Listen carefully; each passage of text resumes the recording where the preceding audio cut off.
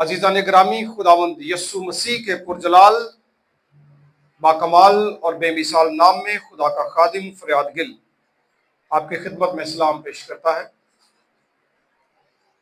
खुदावंद आप सबको कसरत की बरकत अता फरमाए।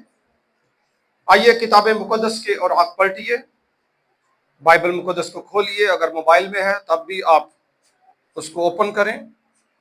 निकालिए अहदनामा अतीक में से, यानी पुराने अहद में से, इमसाल की किताब, the book of proverbs written by the saint Solomon. इमसाल की किताब और उसका 16वां बाब और उसकी 18वीं आयत आपके सामने तलावत की जाएगी। हलाकत से पहले तकब्बर और जवाल से पहले खुद बीनी है। आयत मुकद्दसा की तलावत हम सबों के लिए बरकत और शादमानी का बाइस हो। आमीन। हम सब अजीजों, जितने भी लोग स्कूलों में जाते हैं, बुजुर्गों को भी पता है, कुछ कहानियां, कुछ अखान, कुछ बातें, कुछ कोटेशंस आम राइज होती हैं। स्कूल वाले बच्चे तो खास तौर पर 10 तक तो ये मुख्तलिफ कहानियां सीखते रहते हैं। एक टाइटल होता है और फिर कहानी को सीख कर उस टाइटल का नतीजा अखज किया जाता है। तो अगर मैं आपसे पूछूं कि आपने कभी प्राइड गोज बिफोर डिस्ट्रक्शन इस उन्वान पे कोई कहानी पढ़ी हो, यानी गुरूर का सर नीचा, तो आप मुझे बता सकते हैं। किसी ने भी बचपन में पढ़ी है, बड़े होकर आपको कोई समझ है? कछुआ और खरगोश वाली कहानी, हाँ सबको याद है। वो खरगोश क्या होता है, वो सो जाता है, उसको यह गुरूर होता है कि मैं तो बहुत आगे निकला हूं, जीत जाऊंगा, लेकिन वो हार जाता है। और कोई? बस एक ही बात चना क्यों, फिर मुझे याद आ गई थी। चले, कोई खुदा आपको बहुत बरकत दे। किताब मुकद्दस में भी इसके हवाला जात मौजूद हैं, बहुत सारे हैं। मिसाल के तौर पर एक वक्त लोगों ने बाबल का एक बुर्ज बनाना शुरू कर दिया। उनके दिल में यह घमंड समा गया कि वो एक ऐसा बुर्ज बनाए जो आसमान तक पहुंच जाए। कैसी बात है जी।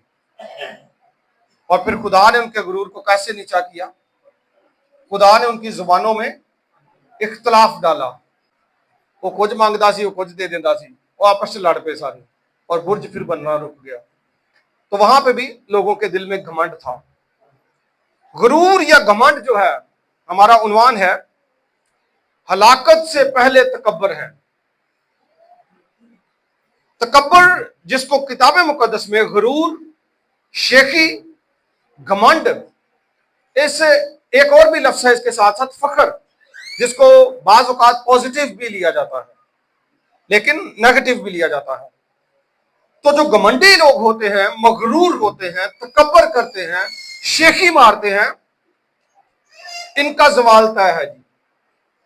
ये किताब मुकद्दस की तालीम है, यही आज का हमारा उन्वान है। हम एक ज़बूर गाते हैं, मुबारक ओसे दा हाल जानो यहोवा उत्ते भरोसा जिसदा, घमंडियां कोलों नहीं जाता, ना झूठियां नाल।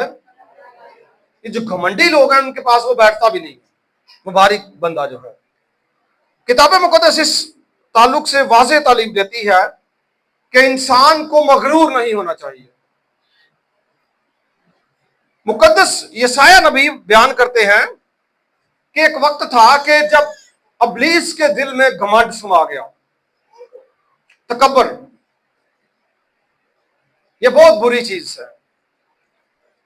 एक वक्त था जब खुदा ने उसको तख्लीक किया, खातिमुल कमाल हिकमत के तहत खुदा ने उसको बनाया था, जिससे यह मुराद है कि हिकमत इंतहा तक पहुंच जाती है।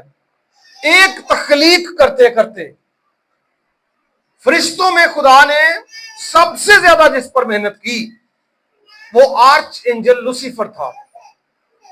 इंतहाई ज्यादा हिकमत और दानिशमंदी के साथ उसको तख्लीक किया गया। लिखा खातिमुल कमाल हिकमत के तहत उसमें नगीना साजी की गई। इंतहा का खूबसूरत खुदा ने उसको बनाया था। अब जितना कोई ज्यादा बरकत पाता है, उसको क्या चाहिए कि जिस शख्स की बरकत उसको मिली है, जिसने उसको नवाजा है, उसका वो एहसानमंद हो, उसका वो शुक्रिया अदा करे।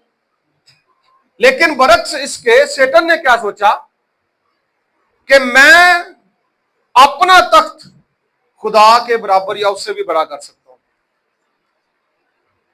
उसके दिल में यह घमंड आ गया कि मैं खुद खुदा हूं, उससे अजीम हो सकता हूं। शायद सोचता होगा कि इतना खूबसूरत तो खुदा भी नहीं है जितना मैं हूं, नगीना साजी, ये वो, खातिमुल कमाल हिकमत है। उसके बयान के ताल्लुक से अगर पढ़े आप यशायाह 14वें बाब में और हिजकिय्याह 28वें बाब में, तो आपको क्लियर पता चले कि कैसे कैसे अबलीस तैयार किया गया था उसकी बनावट के ताल्लुक से। यशायाह नबी बयान करते हैं 14वें बाब में उसकी 12वीं आयत से, ऐ सुबह के रोशन सितारे, ये उसी को कहा गया है, लूसीफर को। ऐ सुबह के रोशन सितारे, तू क्यों कर आसमान से गिर पड़ा। ऐ कौमों को पस्त करने वाले, तू क्यों कर जमीन पर पटका गया। लिखा है, तू तो अपने दिल में कहता था मैं आसमान पर चढ़ जाऊंगा, मैं अपना तख्त खुदा के सितारों से भी ऊंचा करूंगा, और मैं शुमाली इतराफ में जमात के पहाड़ पर बैठूंगा। ये सारा वो दिल में सोच रहा है। और फिर कहता है, मैं बादलों से भी ऊपर चढ़ जाऊंगा, मैं खुदा ताला की मानिद हूंगा। मैं कोई तो घट नहीं आ। लिखा, लेकिन तू पताल में घड़े की तह में उतारा जाएगा, और जिनकी नजर तुझ पर पड़ेगी तुझे गौर से देखकर कहेंगे, क्या ये वही शख्स है जिसने जमीन को लर्जाया और ममलिकतों को हिला दिया, जिसने जहान को वीरान किया और उसकी बस्तियां उजाड़ दी। अबलीस और हिजकिय्याह नबी कहता है, जैसे मैंने सारी नगीना साजी की और खातिमुल कमाल हिकमत की बात की, आप 28वें बाब में उसको पढ़ सकते हैं। इतना ज्यादा एक खूबसूरत फरिश्ता, लेकिन उसका फाल जो हुआ वो हुआ घमंड की वजह से। आसमान से ना सिर्फ वो खुद नीचे आया, खुद पटका गया, बल्कि उसने और भी बहुत सारे फरिश्तों को गुमराह किया। बहुत सारे फरिश्ते उसके पीछे पीछे नीचे आ गए, जो बद अरवाह या डीमंस कहलाते हैं। दुनिया में जो डीमंस हैं, बद अरवाह है कि नहीं है, कभी गौर की थी ना, हैगियां ने ना, हर जगह पे है।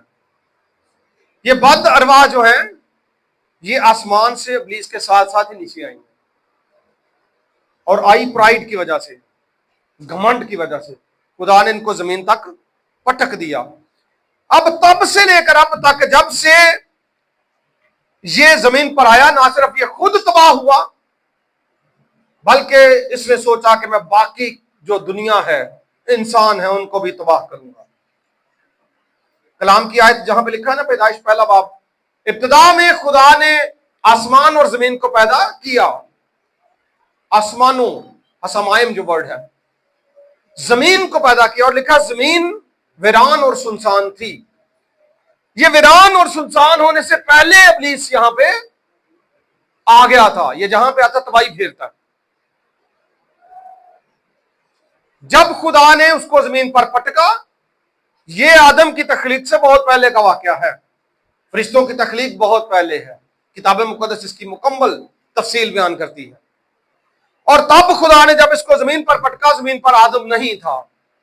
और यशायाह नबी ये मुकाशफा देते हैं कि खुदा ने जमीन को बड़ा खूबसूरत बनाया था, आरास्ता किया था और इसको तैयार किया था, खूबसूरत तरीके से इसको तख्लीक किया था।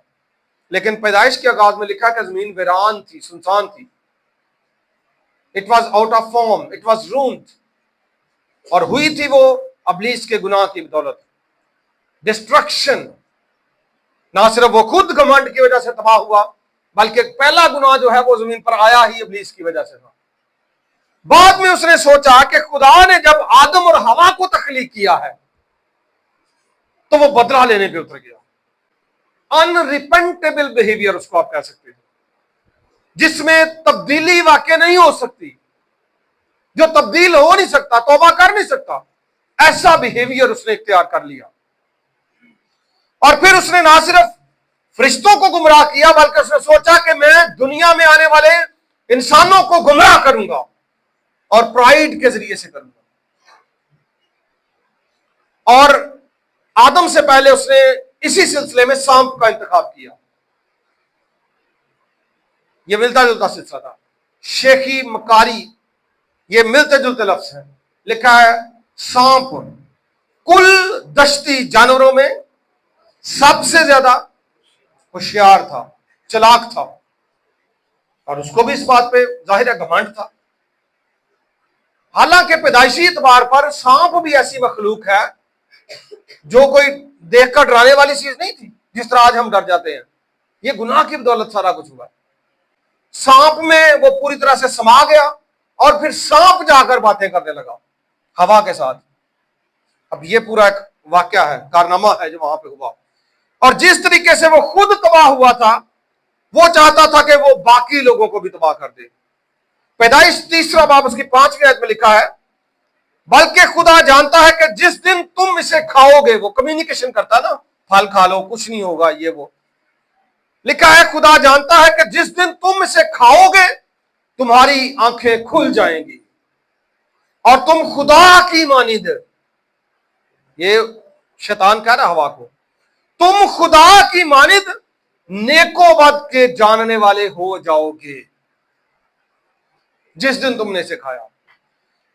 उसने बड़े तरीके के साथ टेक्निकली बातों में उलझाकर हवा को गुमराह कर दिया, और हवा में भी ये घमंड आ गया कि जो पोजीशन हमारी अभी है इससे ज्यादा हम हासिल कर लेंगे, हम खुदा की मानिंद हो जाएंगे। तो फिर उसने वो फल लिया। हलाकत से पहले क्या है? तकब्बर। यहां पे भी हलाकत बाद में है, तकब्बर पहले है। तकब्बर हुआ, जिस फल से खुदा ने मना किया था वो लिया, और हलाकत बाद में हुई। और फिर ना सिर्फ उसने वो खुद खाया, बल्कि वो अपने शोहर के पास उसको लेकर गई, जेड़ा पहले बड़ा हालेलुया दे नारे मारता होगा, उन्हें चुप करके खा लिया। करना पैंदा फिर कई दफा जी, की ख्याल है? लेकिन याद रखें, खुदा के कलाम को अव्वल दर्जा देना चाहिए। तो यहां पे जी तकब्बर आया, और फिर इब्लीस ने ना सिर्फ उनको गुमराह किया, बल्कि सिलसिला ब सिलसिला इंसानों को गुमराह करता रहा। प्राइड, घमंड आता रहा उनमें। बड़े बड़े नामवर लोग हुए, वो खुद को दुनिया में देवता का दर्जा देते थे। मिस्रियों में, कनानियों में, बाबलियों में और तहजीबों में ऐसे ऐसे नामी ग्रामी लोग हुए। फिर रूमियों में, असूरियों में वो खुद को बादशाह क्या, देवता तस्वर करते थे। वो कहते थे कि हम खुदा हैं। इससे बढ़कर घमंड क्या हो सकता है? और फिर सब के सब मट्टी में दफन है। कोई जल गए, कोई पानी में बह गए, गल सड़ गए, तबाही फिर गई, क्योंकि उन्होंने घमंड को अपना लिया। तकब्बर उनकी जिंदगी में आ गया। और कलाम की आयत मैंने आपके सामने पढ़ी, हलाकत से पहले तकब्बर है और जवाल से पहले खुद भी नहीं है। हॉटी स्पिरिट जो होती है, खुद भी नहीं भी तकब्बर ही है। अपने आप पर ही गौर करना, बस मैं ही सब कुछ जी है, बल्ले बल्ले भी मैं नहीं तो कुछ नहीं। तो ऐसी सूरत हाल जो है वो जवाल और तबाही का बाइस बनती है। अंग्रेजी की एक कहावत है, a tall tree attracts lightning. ये रोशनी, जब बिजली चमकती है ना, तो जो बड़े दरख्त होते हैं वो उसको अट्रैक्ट करते हैं और पहले उन पर गिरती है। एक गीत गाते हैं, सदा नीविया रुखा नूं फल लगदा। उन लोग की घट गाते ने, पहले पहले गाते थे। जो झुकदा नहीं हो सुक जाता या कट जाता, तो जो झुकता है उसको फल लगता है, लेकिन जो घमंडी है वो खुदा के हुजूर में खड़ा नहीं रह सकता। जो बेजा फख्र करता है, जो अपने आप को अफजल जानता है और समझता है कि मैं बहुत अजीम हूं, मैं बड़ा पावरफुल हूं, मेरे पास बड़ा इख्तियार है, मैं बहुत बड़ा शेर हूं, पहलवान हूं, जग्गा हूं, उसका खात्मा तय है, तबाही उसका मुकद्दर है। हलाकत से पहले तकब्बर जरूरी है। अगर हलाक होना है तो तकब्बर इंसान को तबाह बर्बाद कर देता है। कदीम जो तहजीबें थी, जिनमें यूनानी तहजीब, बाबली तहजीब, असूरी तहजीब और यहां तक कि रूमी तहजीब में भी तकब्बर या घमंड को बड़ा फख्र समझा जाता था। समझते थे ये जरूरी है, क्योंकि वो करते थे ना। कई लोग फिर जरा काम करते थे कहते जरूरी है, और वो समझते थे कि ये इंसान में होना चाहिए। और यूनानी खासतौर पर जो बंदा हलीम और फरोतन होता था, वो समझते थे ये बेवकूफ है, ये निचले तबके का इंसान है। उतनी इज्जत उसको माशरती तौर पर नहीं देते थे, शरीफ बंदे को, हलीम को, फरोतन को। वो कहते जरा आकर के टुरेगा, घमंडी होएगा, फख्र करेगा, वो अच्छा है। शरीफ और फरोतन शख्स जो है उसकी कोई इज्जत नहीं है। यूनानियों में ये फलसफा पाया जाता था, लेकिन कलाम मुकद्दस का ये फलसफा नहीं है। कलाम इसकी इजाजत नहीं देता। कलाम ये कहता है कि इंसान को आजिज और हलीम होना चाहिए। और मैं ये कह रहा था कि जहां पे अबलीस एक ऐसी मिसाल है जो ना सिर्फ खुद तबाह हुआ, बर्बाद हुआ, बल्कि उसने बहुत सारे और लोगों को भी तबाही और बर्बादी का हिस्सा बना दिया आज भी। और उनका बिहेवियर जो है अनरिपेंटेबल है, यानी तौबा ही नहीं करते, या यूं समझिए कि वो तौबा करने वाला उनका जो एक सिलसिला है वो खत्म ही हो गया। अबलीस का, उसके हवारियों का और कुछ लोगों का। ये बड़ी खतरनाक हालत है। फिर खुदा भी उनको उसी हालत में धकेल देता है कि जाओ भाई, नापाकी के काम करते जाओ, अब तुमने वापस नहीं आना। लेकिन दूसरी इसकी हालत यह है कि इंसान हलीम और फरोतन हो, आजिज हो, अपने आप को छोटा करे, बड़ा बोलना बोले, अपने आप को हलीम जाने। जैसे कि मैंने घमंड की सबसे बड़ी मिसाल आपके सामने अबलीस की रखी। बहुत सारे लोग जो हैं वो अबलीस की बदौलत ही घमंडी थे। बादशाह, फिरौन, कैसर और बहुत सारे लोग जो थे, या आज भी जो बहुत सारे लोग हैं, अबलीस की बदौलत ही वो घमंड करते हैं। और इसी तरह से हलीमी और फरोतनी की जो मिसाल है वो खुदावंद यीशु मसीह की है। कैसी बात है! हलीमी और फरोतनी की मिसाल, अगरचे वो अजीम खुदा है, आसमान पर तख्त पर अपने बाप के साथ था, किब्रिया की दाहिनी तरफ था, उसको क्या जरूरत थी कि अपने आप को छोटा करे? लेकिन उसने अपने आप को हलीम बना दिया, यहां तक पस्त कर दिया कि उसको मार पड़ी। और जैसे भेड़ अपने बाल कतरने वाले के सामने बेजुबान है, वो भी बेजुबान हो गया। ऐसा अजीम हलीम लीडर हमारा होगा। मुझे कल किसी ने सवाल किया, यहां पे एक इंटरव्यू था, एक मैसेज भी रिकॉर्ड हुआ, एक टीम आई थी। मुझे कहने लगे जी कि आपके पसंदीदा खादिम कौन से हैं बचपन से आज तक? मैंने कहा जी देखिए, खादिम कोई भी हो जो दयानतदारी के साथ खिदमत करता है, आई अप्रिशिएट, मैं मोहब्बत करता हूं उससे, इज्जत करता हूं। लेकिन हम लोग दुनिया में जो है ये नाकिस हैं, हमारी अकल नाकिस है, और कहीं ना कहीं हम सब खताकार हैं। आप गौर करें तो खुदावंद यीशु मसीह एक अजीम खादिम था, और मैंने कहा मैं तो उसी को अपना रोल मॉडल मानता हूं। यीशु मसीह मेरा उस्ताद और मेरा रोल मॉडल खादिम है, इसलिए कि उसने वो करके दिखाया। आयत है हमारी, ये बैलून्स के पीछे लिखी हुई है, I am among you as one who serves, लेकिन मैं तुम्हारे दरमियान खिदमत करने वाले की मानिंद हूं।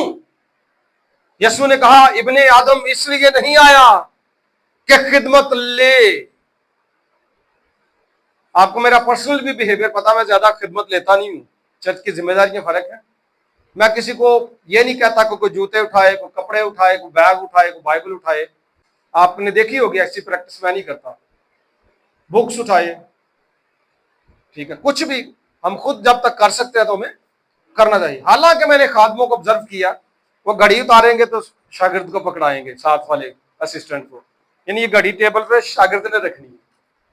ये मैंने खुद देखा, ये टेबल है वो बंदा घड़ी पकड़ के उसने रखनी, खुद नहीं उसने रखनी। टिश्यू, फिर अम्ब्रेला साथ लेके बंदा चल रहा है, पानी की बोतल भी उससे दूसरे बंदे ने पकड़ी हुई है।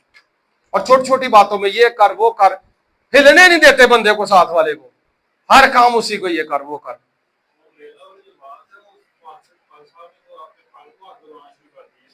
हाँ जी, ये भी है, ये भी ट्रेंड आ रहा है जनाब के लोग की पादरियां दे पैरों में हाथ ला रहे हैं, ये भी एक बिद्दत है।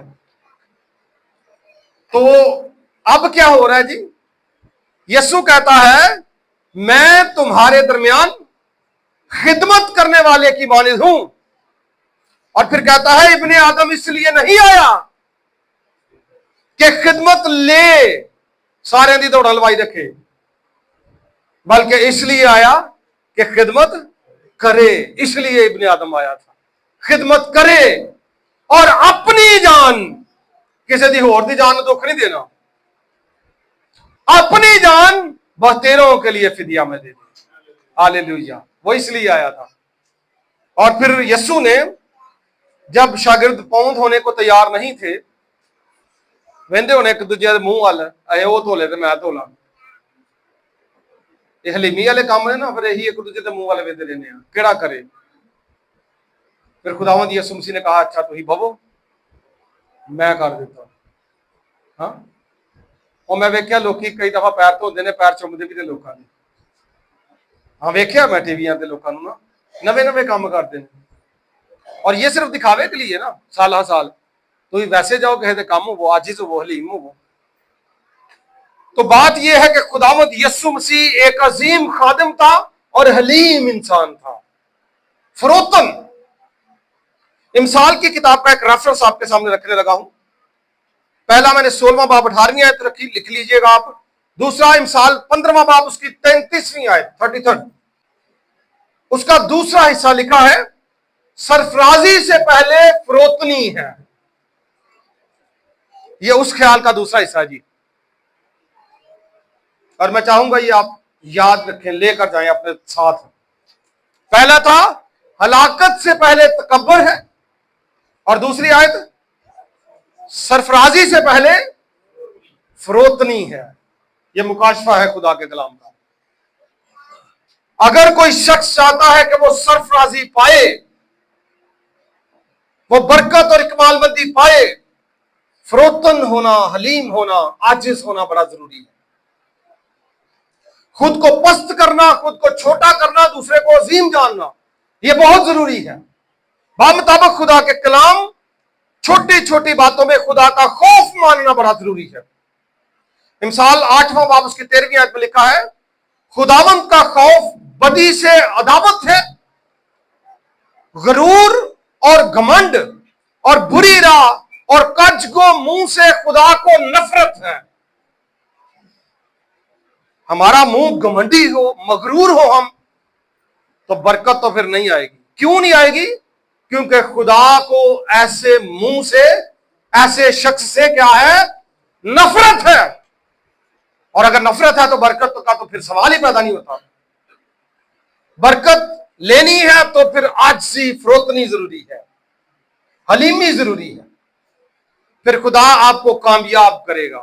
कामयाबी तब है जब आप एंड तक, पौलुस रसूल कहता है मैं अच्छी कुश्ती लड़ चुका। जब आप किसी काम को मुकम्मल कर लेते हैं, जिस तरह मसीह सलीब पर नारा लगाकर कामयाब हुआ कि तमाम हुआ। कामयाबी, अभी कामयाबी के मराहल में हम दाखिल हैं, बढ़ रहे हैं आगे। ये नहीं कहना कि छोटा ये रूहानी काम कर ले हालेलुया कामयाब, अगले दिन भाई शैतान ने मुदड़े मुंह सुटिया है। आखिरी सांस तक जब खुदा के साथ वफादार रहेंगे ना, स्पिरिचुअली कनेक्ट रहेंगे, रूहानी तौर पर कनेक्ट रहेंगे, सारी जिंदगी में आपने खुदा के साथ वफादारी की, आखिरी दम तक चले, then you are successful. Spiritually मैं ये बात कर रहा हूं। तो घमंडी और मगरूर शख्स खुदा को नापसंद है, बल्कि खुदा को उसके मुंह से नफरत है। इसलिए आजिज़ शख्स को खुदा पसंद करता है। अगर अभी तक हम उस तरह से तरक्की नहीं कर पाए या उस तरह से हमें इकबालमंदी सरफराजी नहीं मिली, तो याद रखें खुदा देगा। ये नहीं है कि उसने आपको सरफराज नहीं करना, इकबालमंद वो आपको करेगा, वो आपको बढ़ाएगा, बरकत देगा। लेकिन आपने करना क्या है, जिनको बरकत पहले मिल चुकी है वो भी और जिनको देगा वो भी। जितनी ज्यादा बरकत है उतनी ज्यादा शुक्रगुजारी है। क्या ख्याल है? जितनी ज्यादा खुदा के कलाम की समझ है उतनी ज्यादा शुक्रगुजारी है, जितनी ज्यादा बरकत है उतनी ज्यादा शुक्रगुजारी है। वो एक बीबी जो यीशु के पांव में आई थी ना, यीशु ने कहा था जिसके बहुते गुनाह होंगे ना माफ, वो बहुत ही मोहब्बत बहा रही है। जितनी ज्यादा बरकतें उतना ज्यादा फिर मोहब्बत भी नजर आनी चाहिए। शुक्रगुजारी, मोहब्बत, आजिज़ी, फिर खुदा और बरकत देता है और बढ़ाता है। लेकिन हमारे यहां होता यह है कि उतनी अभी बरकत नहीं मिली तो फिर फूं फां बहुत ही हो जाती। क्यों जी? जब को गड्डी आ जाए, पैसे आ जाए, घर बाहर आ जाए, और फूं फां आकर बहुत ही आ जाती। तो उसके बाद फिर डिस्ट्रक्शन, यानी डिस्ट्रक्शन से पहले ये जरूरी है ये चीज आना, आएगी तो उसके बाद तबाही भी आएगी। तो इसलिए आजिज़ी जितना खुदा बढ़ाएगा या आने वाले वक्त में बढ़ाए, तो आजिज़ी और इंकिसारी उतनी ही ज्यादा होनी चाहिए। तब आपका वो फल और वो सक्सेस कामयाब रहेगी और आप बढ़ेंगे, उसमें इजाफा होगा, कमी नहीं होगी उसमें। लेकिन जिस दिन आपकी जिंदगी में एक घमंड समा गया, अफसोस के साथ पैसा लोगों के पास बाहर का आता है, रात दिन गलत खबरें लोगों को देकर पैसा इकट्ठा करते हैं। कालर इत्थों नापने चुके होंगे ने, घर है साडे को, चर्च साडे को, गड्डी है साडे को, ठीक है ना, लंबे लंबे गौन पा गए, बड़े शूज पा के लाल चिट्टे, तो जनाब टुरे फिरते हैं। चले आपके पास आई है कुछ चीजें, तो हलीमी और आजिज़ी के साथ और इंसाफ के साथ उनका इस्तेमाल करें, फिर खुदा और बढ़ाएगा। रूहानी गुरूर भी नहीं होना चाहिए और वैसे भी किसी चीज का गुरूर हमारे अंदर नहीं होना चाहिए। फिर खुदा आपको देखिएगा सरफराजी और कामयाबी अता करेगा। इसकी मिसालें बहुत सारी हैं कलाम मुकद्दस में, इंतहा की मिसालें हैं कि आजिज, ईमानदार, वफादार शख्स को खुदा ने बरकतों से नवाजा। एक मिसाल खुदावंद यीशु मसीह की है, जहां पे शैतान की बड़ी मिसाल थी, यहां पे यीशु की बड़ी मिसाल लेंगे। जहां पे उसने अपने तख्त को छोड़ा, जमीन पर आया, पस्त हो गया, हलीम हो गया, उसको मार पड़ी, आजिज हो गया, उसने अपना मुंह नहीं खोला, वो अपने खताकारों को मुआफ करता रहा। यह भी आजिज़ी की एक मिसाल है। कई दफा घर कहते तू तो मुंह तो 3-4 छड़नियां ही सुनानियां ही, कोई गल नहीं, बर्दाश्त कर लिया, दसो सही नहीं। क्यों जी? यस्सू ने तो नहीं छड़ियां सुनाइया, तो यस्सू ने ऐसा कुछ नहीं कहा, बल्कि उनको मुआफ करता है, बाप इनको मुआफ कर। ये आजिज़ी है, फरोतनी है। ये करना बड़ा मुश्किल है असल में, छोटे छोटे काम करना, अपने आप को हकीर जानना, छोटा बनाना, ये बड़ा मुश्किल काम है। यीशु ने करके दिखाया, अगर वो कर सकता तो हम नहीं कर सकते। उसका अजर भी तो उसको मिला ना, उसने वो सब कुछ करके दिखाया। कलाम में लिखा है वो आसमान को छोड़कर जमीन पर आया, इंसानों के मुशाबे हो गया, उस पर सियासत हुई, उसको मार पड़ी, उसने अपना मुंह नहीं खोला, उसने अपने आप को पस्त कर दिया। और फिर लिखा है कि इसी वास्ते, चूंकि उसने अपने आप को पस्त किया, चूंकि उसने अपने आप को हलीम कर दिया, अपने आप को फरोतन बना दिया, इसी वास्ते आयत जो मैंने आपके सामने पढ़ी थी, सरफराजी से पहले फरोतनी है, उसने अपने आप को फरोतन कर दिया।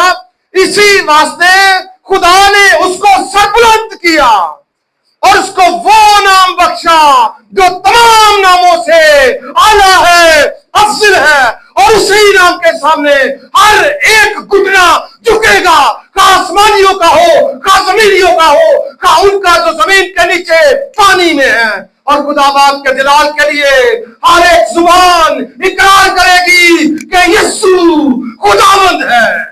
हालेलुया।